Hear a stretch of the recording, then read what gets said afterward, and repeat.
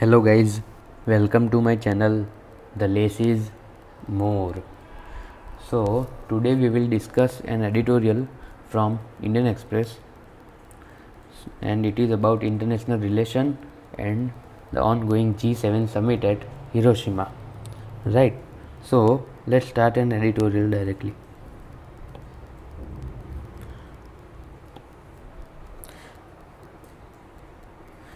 As he joins the G7 leaders in the Hiroshima this week,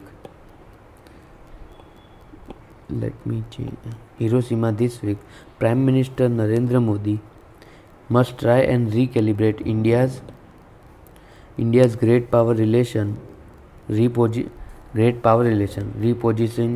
the country to deal with unfolding structural challenges in the world economy and reassess its priorities in the multilateral arena. The Hiroshima summit is about uniting the advanced nation to confront challenges presented by Russia and China and widening the G7 coalition to include non-Western nations, key non-Western nations. The G7 countries plan to intensify the sanction regime against Russia, whose war against Ukraine continues. The US and Japan also want to bring European partners fully on board in confronting the China challenge. So US and Japan wants to bring whom? European partners fully on board in confronting whom? China's challenge. Right. While the Europeans see the dangers of Moscow's aggression against Ukraine, they are less vocal about the Chinese ambition for Asian hegemony. And India has the opposite problem. While coping with the multidimensional threat from China has become Modi's principal preoccupation, he has tended to mince words on the Russian war in Ukraine and its implications for global order, especially the sovereignty and territorial integrity of nations. That the US needs India to balance China has given Delhi some room for maneuver on the Russian question. So US needs India to balance China. So that's why India gets some room for Russian question. But that room will continue to shrink as Moscow's war against Ukraine enters the 16th month. Military dependence on Russia, which is locked in an unwinnable confrontation with the West and hopelessly tied to China.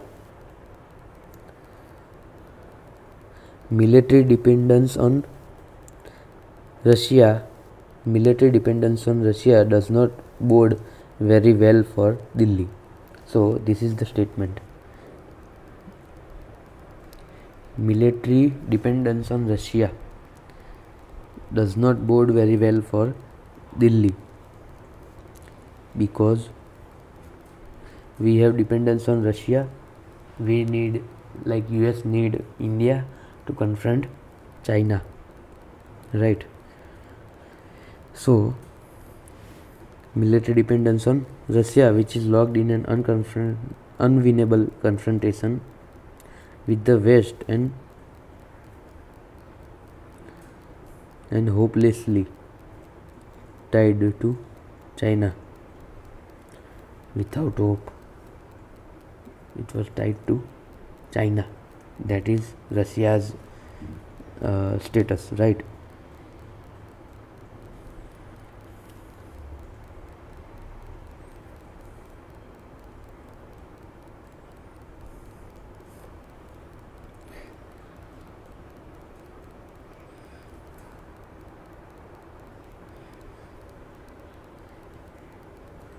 India's principal adversary, that is China, does not bode very well for Delhi. Navigating paths out of difficult corners must be a high priority for the PM in his engagement with the G7 leaders, like navigating paths out of difficult corners. At the same time, Delhi must seize the new possibilities to accelerate its economic growth in partnership. So, at the same time, Delhi must seize the new possibilities to accelerate its economic growth.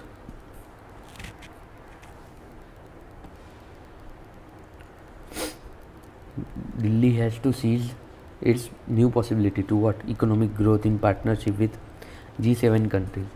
The US-China confrontation is no longer a narrow geopolitical one, but also geo-economic, and that promises an overhaul of the world economic system. As a member of the Quad with the US, Japan, Australia, Delhi is already engaged in discussion about regional and global economic restructuring through diversification. In Delhi engage in regional and global economic restructuring through the diversification of supply chain and greater technological cooperation among trusted friends and partners. So Delhi engage in what? Regional and global economic restructuring through diversification of supply chain. So diversify the supply chain.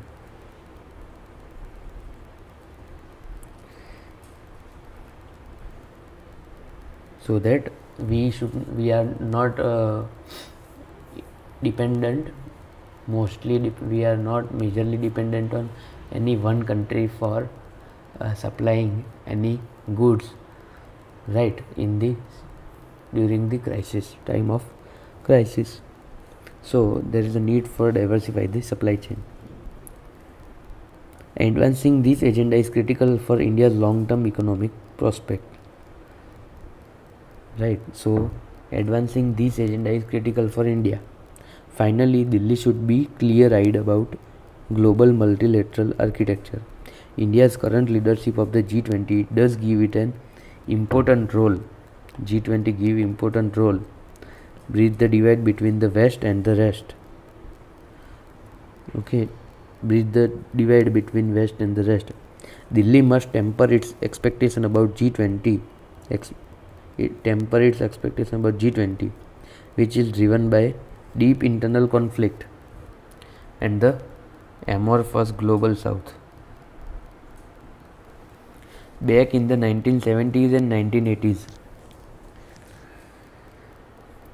India was tempted by soaring ambition of leading the third world, which blinded Delhi to the expansive opportunities for commercial cooperation between the north and south that some of its Asian neighbors gained from. So Delhi's ambition of leading the third world blinded Delhi's expansive opportunities for commercial cooperation between north and south. So that ambition for leading the third world has limited its opportunities for commercial cooperation between north and south, and that some of its Asian neighbors gained from this north and south economic cooperation. So if Delhi lets its rhetoric on the global south get ahead of itself, so Delhi's rhetoric on the global south get ahead of itself means get ahead of Delhi, India could once again miss a hinge moment in the global political economy, right? So if we will again go for leading the third world and global south, right, ahead of ourselves, like putting ourselves on the side, and we will try to lead the third world countries, we will again miss what? A hinge moment in the global political economy. So it is, author is saying that Delhi must prioritize or reassess its priorities. Okay, so it should not be like being ambitious about third world country and make it priority.